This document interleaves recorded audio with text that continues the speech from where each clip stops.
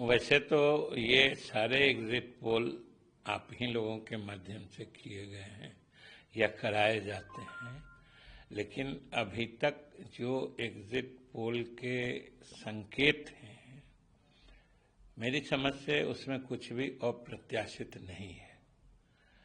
बल्कि हम लोग तो इससे भी अगर अच्छी स्थिति एनडीए के पक्ष में दिखती है या बनती है पूरी मतगणना हो जाने के बाद, तो वह भी कोई बहुत आश्चर्यजनक नहीं होगा।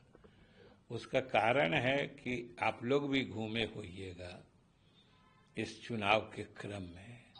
ये पहला चुनाव हम लोगों ने भी देखा है और महसूस किया है जिसमें एक कोने से एक आवाज भी सरकार या नेता नीतीश कुमार के खिलाफ कहीं सुनाई नहीं पड़ी है।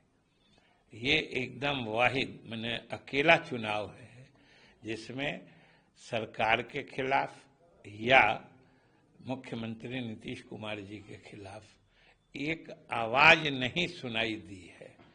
तो इसलिए अगर नतीजे उस अनुरूप, यानी आपके जो पोल प्रेडिक्शंस हैं या जो आप एग्जिट पोल कहते हैं, उससे अच्छे भी आए तब भी आश्चर्य की बात नहीं होगी।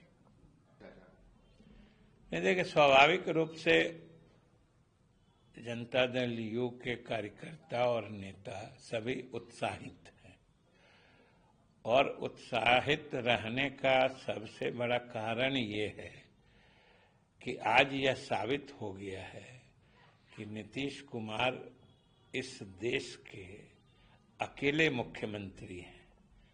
आजादी के बाद के राजनीतिक इतिहास में ये किसी प्रदेश के अकेले मुख्यमंत्री हैं जिनका कार्यकाल ज्यों-ज्यों बढ़ते गया है, इनकी लोकप्रियता त्यों-त्यों बढ़ते गई है।